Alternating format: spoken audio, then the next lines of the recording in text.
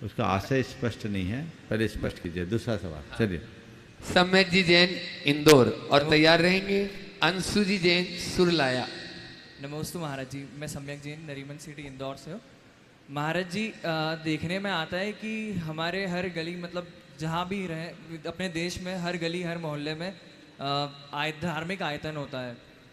पर जैसा कि देखने में आता है कि हमारे देश में जो क्राइम रेट है, अगर हम कंपेयर करें न्यूजीलैंड सिंगापुर से, जहाँ पे हमको इतने धार्मिक आयतन नहीं रहते हैं, ना कोई धार्मिक आयतन है इतने ज़्यादा, फिर भी उसके बाद जब हम कंपेयर करते हैं कि जो क्राइम रेट है वहाँ का क्राइम रेट बहुत कम है और हमारे देश का क्राइम रेट इतना क्यों? मतलब ये बात बिल्कुल सही है कि अगर धर्मायतन इतने अधिक है तो क्राइम रेट इतना नहीं होना चाहिए, और इस तरह से क्राइम रेट का अधिक होना निश्चित हमें बहुत कुछ मंथन करने के लिए बाध्य करता है।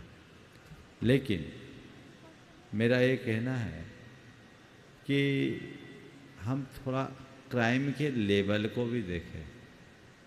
माना कि भारत में क्राइम है और जहाँ का उल्लेख किया वहाँ क्राइम का रेट भले कम हो, पर लेवल, भारत में छोटे स्तर के क्राइम की बहुलता है, बड़े लेवल का क्राइम कम है, समझ गए?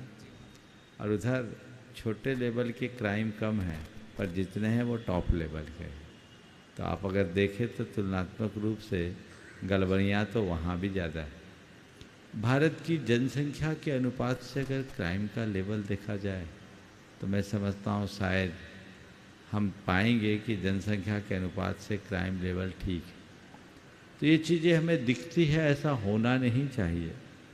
और उसमें भी वे लोग क्राइम नहीं करते जो धर्मायतनों से जुड़ते हैं, क्राइम वे लोग करते हैं जो धर्मायतनों से विमुख है अथवा धर्मायतनों का केवल इस्तेमाल करते हैं।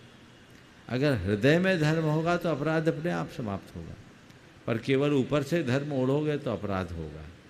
तो कहीं भी मानवता की बात होगी, मानवता खुद में अपने आप में हमारा धर्म है और हमें उस धर्म को आत्मसात करके चलना चाहिए।